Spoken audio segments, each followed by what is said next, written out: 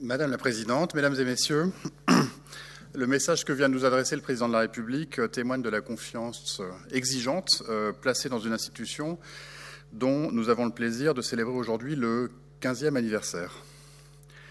Votre présence à tous, nombreux, nous honore et symbolise le chemin accompli depuis le 4 août 2008, jour de la promulgation de la loi de modernisation de l'économie, qui a acté la création de l'autorité de la concurrence.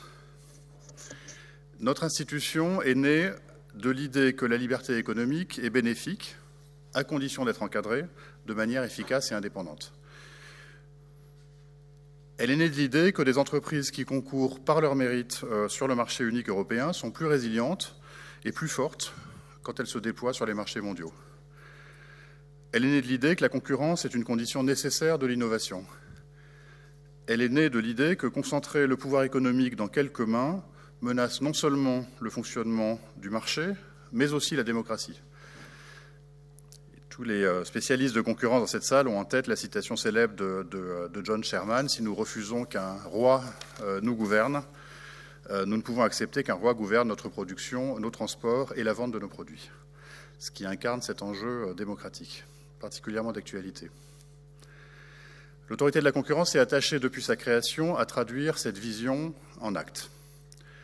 Elle a pu s'appuyer sur l'expertise et sur la pratique décisionnelle du Conseil de la concurrence, tout en s'en distinguant sur des aspects importants comme la compétence en matière de contrôle des concentrations, comme le pouvoir de lancer des enquêtes ou de se saisir d'office pour avis. On en reparlera lors des tables rondes qui vont suivre. Ce chemin n'a pas été exempt d'obstacles. Les Français adorent débattre. Et la place de la concurrence est en France un sujet de débat permanent. Le débat se déploie aujourd'hui à l'échelle européenne, sous l'effet d'une succession de crises économiques et d'une nouvelle donne géopolitique. Les rapports de Mario Draghi et d'Enrico Letta, qui nous rejoindra dans quelques instants et que je remercierai à ce moment-là d'être parmi nous, ainsi que la lettre de mission adressée par la présidente de la Commission à la commissaire désignée, Madame Ribera, en témoigne. La concurrence, au fond, n'est jamais acquise. Elle requiert une capacité d'adaptation constante. Et l'histoire de l'autorité est celle d'une institution agile qui a su adapter l'exercice de son mandat à une économie en changement permanent, aussi bien dans son périmètre d'intervention que dans ses méthodes de travail. Cette agilité a permis à l'autorité de renforcer sa légitimité et son efficacité pour devenir un régulateur respecté et un interlocuteur de référence des pouvoirs publics, des consommateurs et des entreprises. Aujourd'hui, je crois que je peux dire que l'autorité est reconnue tant au niveau national qu'international pour son dynamisme et pour sa réactivité. Je ne me risquerai pas, à ce stade du propos, à dresser le bilan exhaustif de l'activité de l'autorité. Je pense que ce bilan se dessinera peut-être se dégagera de manière impressionniste des discussions que nous allons avoir tout au long de l'après-midi. Il me semble néanmoins important de rappeler quelques jalons de notre histoire. La première réunion du Collège de l'autorité, le 2 mars 2009, fut rapidement suivie de premières grandes décisions sanctionnant des pratiques anticoncurrentielles, dans le secteur notamment des panneaux de signalisation routière ou des lessives, qui ont ouvert la voie à 15 ans d'application rigoureuse du droit de la concurrence en métropole et en Outre-mer, en étroite coopération avec la DGCCRF, dont je salue la directrice générale ici présente, et l'ensemble des collègues. L'autorité a depuis mobilisé tous les outils à sa disposition, sanctions, engagements, transactions, injonctions, pour s'adapter aux réalités économiques et pour agir en temps utile. Elle s'est investie très tôt dans certains domaines, comme le numérique, avec des décisions pionnières, et pour autant, elle n'a pas délaissé les fondamentaux que sont la lutte contre les cartels et les abus de position dominante, dans l'intérêt non seulement des consommateurs, mais aussi des entreprises, qui sont souvent les victimes de ces pratiques. En a témoigné très récemment la décision que nous avons rendue publique la semaine dernière dans le secteur du matériel électrique basse tension. L'autorité a beau être établie rue de l'Échelle, qui tient son nom, comme beaucoup d'entre vous le savent, de l'échelle patibulaire, c'est-à-dire du pilori, où les condamnés étaient jadis exposés. Elle ne saurait pour autant être réduite à son rôle répressif. Le contrôle des concentrations est un autre volet essentiel de notre mission.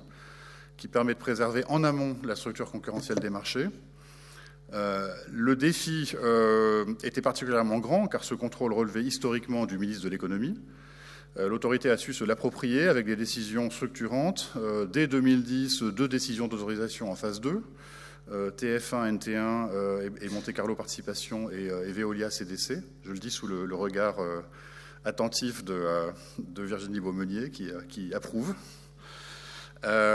Puis des opérations marquantes tout au long de ces 15 ans, trop nombreuses pour être toutes citées, Casino Monoprix, SFR Numéricable, Fnac Darty, Logique Immo Se Loger, But Conforama plus récemment, sans parler de décisions d'interdiction, Saudi 3 ou Ardian SMPR, et du retrait d'opérations problématiques pour la concurrence comme TF1 M6. En parallèle, l'autorité a développé très tôt sa compétence consultative, que ce soit sur saisine ou de sa propre initiative, pour dépasser son rôle répressif et devenir force de proposition. Je pense notamment aux grands avis sur la concurrence en Corse et en Outre-mer, hélas toujours d'actualité. Je pense également aux avis sur les pièces détachées automobiles, sur les audioprothèses, sur le transport par autocar, le président en a parlé, qui se sont traduits par des bénéfices concrets pour les consommateurs. Plus récemment, l'autorité a exploré des marchés naissants tels que l'informatique en nuage, les bornes de recharge de véhicules électriques, l'intelligence artificielle générative, pour préparer l'environnement économique de demain et s'assurer que l'innovation ne se fait pas aux dépens du dynamisme concurrentiel. Ces 15 années d'activité intense ont aussi été marquées par des réformes institutionnelles majeures. La première est l'adoption de la loi pour la croissance, l'activité et l'égalité des chances économiques du 6 août 2015, la loi Macron, qui a confié à l'autorité une mission de régulation des professions juridiques réglementées. Et je salue la présence de la directrice d'affaires civiles et du Sceau, qui est notre interlocuteur privilégié sur l'ensemble de ces questions. Nous l'avons annoncé récemment, les 10 ans de la loi Macron feront l'objet d'un avis bilan s'agissant des professions juridiques réglementées à la mi-2025. La seconde réforme institutionnelle majeure est la transposition en 2021 de la directive dite ECN+, ECN voulant dire REC en anglais. Je pense que c'est maintenant très clair pour tout le monde. Du 11 décembre 2018, qui a opéré des avancées importantes pour la modernisation du droit de la concurrence, en dotant notamment l'autorité du pouvoir de fixer ses propres priorités ou encore d'adopter des mesures conservatoires de sa propre initiative. L'autorité s'est attachée à développer et à faire évoluer des instruments de droit souples, comme ses communiqués sur les sanctions ou sur la clémence, pour clarifier ses procédures et sa méthode d'analyse dans un souci de transparence et de prévisibilité pour les entreprises et pour leurs conseils. La nouvelle possibilité ouverte cette année de fournir aux entreprises des orientations informelles sur leurs projets en matière de développement durable en est l'exemple le plus récent, qui témoigne également de l'importance croissante du développement durable dans notre pratique décisionnelle, dans notre pratique consultative et également dans notre fonctionnement interne. Enfin, l'autorité a toujours eu à cœur de faire entendre sa voix au-delà des frontières nationales, à l'échelle européenne, en coopérant étroitement avec la Commission européenne, cher Olivier Guersan, merci de ta présence aujourd'hui, et avec les autres autorités nationales au sein du réseau européen de concurrence. La mise en œuvre du droit de la concurrence en Europe est un exemple, je crois, unique d'une mise en œuvre parallèle du droit de l'Union par la Commission et par les autorités nationales, dont beaucoup pourraient s'inspirer à l'heure où l'Europe est plus que jamais nécessaire, mais où, dans le même temps, les Français s'inquiètent pour leur souveraineté. L'autorité est aujourd'hui l'autorité la plus active au sein du réseau européen de concurrence, en nombre d'enquêtes ouvertes et de décisions adoptées sur le fondement du droit de l'Union. Nous avons pris part aux négociations ayant conduit à l'adoption du règlement sur les marchés numériques, le DMA, ainsi qu'à la réflexion sur les instruments de contrôle des opérations de concentration sous les seuils de notification, chantier que la Cour de justice de l'Union nous demande aujourd'hui de rouvrir, ce qui est toujours un plaisir. Donc, ce chantier recommence. Dans le même temps, l'autorité est devenue un acteur incontournable sur la scène internationale grâce à ses contributions aux travaux du Réseau international de concurrence, l'ICN, du Comité de la concurrence de l'OCDE, qui a été rendu incontournable par le professeur Frédéric Génie et que j'aurai l'honneur de présider à compter du 1er janvier, de la CNUSED et du G7 numérique, créé en 2019 à l'initiative de la France. Je crois que notre première rencontre, chère Isabelle, était à Chantilly, lors d'une réunion des ministres des Finances et des gouverneurs des banques centrales du G7 en 2019, où nous présentions chacun un rapport sur des sujets différents. Ces chiffres... Je voudrais résumer cette histoire par quelques chiffres. En 15 ans, nous avons infligé, ça a été dit par le Président, près de 9 milliards d'euros de sanctions. Pour des pratiques anticoncurrentielles, nous avons contrôlé plus de 3200 opérations de concentration, avec un impact estimé à 20 milliards d'euros pour l'économie française, suivant la méthodologie de l'OCDE. Pour la seule année 2024, les sanctions prononcées par l'autorité dépassent déjà 800 millions d'euros. Et nous ne sommes que le 5 novembre. Ces chiffres ne tiennent pas compte de l'impact économique des nombreuses réformes dont l'autorité a été à l'origine, dans le cadre de sa mission consultative. J'ai mentionné les cars Macron, les pièces détachées automobiles, les audioprothèses. Comme le président de la République l'a fait dans son message, j'aurais pu également prendre l'exemple des notaires, qu'il s'agisse de leur densité territoriale, de leur féminisation ou de leur rajeunissement. Le gouvernement et le Parlement le savent, l'autorité se tiendra toujours prête à proposer des réformes de nature à lutter contre les rentes et à dynamiser notre économie. Rien de tout cela n'aurait été possible sans le travail des femmes et des hommes qui composent notre institution, renforcé en 2009 par l'arrivée de nombreux agents venus de la DGCCRF. Je tiens à exprimer ma gratitude à toutes celles et ceux qui, par leur dévouement et leurs compétences, façonnent au quotidien l'excellence de notre autorité.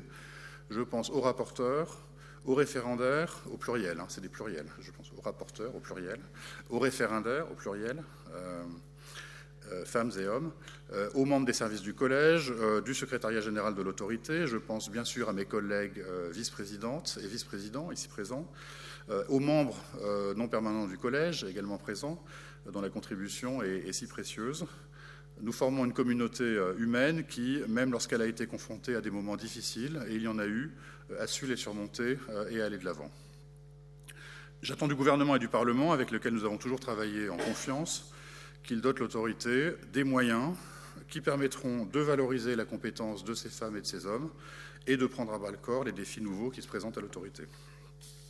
Je voudrais également remercier chaleureusement la communauté de la concurrence, ici réunie, chefs d'entreprise, associations de consommateurs, juristes d'entreprise, avocats, universitaires, magistrats, dont particulièrement ceux de nos juridictions de contrôle, dont je salue également la présence aujourd'hui, particulièrement de la Cour d'appel de Paris, qui est venue en nombre, et je m'en réjouis.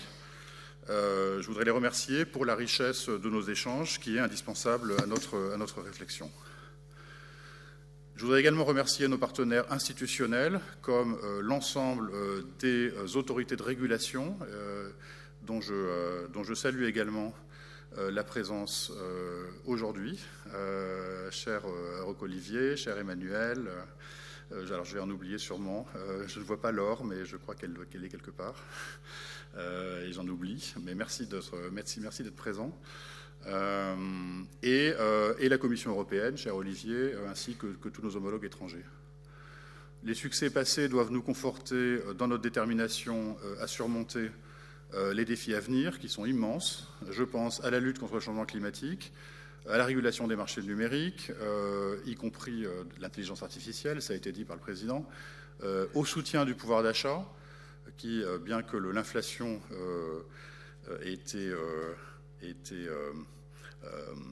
soit revenu à des niveaux beaucoup plus acceptables pour nos concitoyens grâce à l'action de la Banque centrale européenne, reste un combat permanent, et je pense au pouvoir d'achat en métropole, mais aussi au pouvoir d'achat dans les Outre-mer, qui est une priorité constante, et on en parle régulièrement, trop régulièrement, hélas, avec la DGCCRF.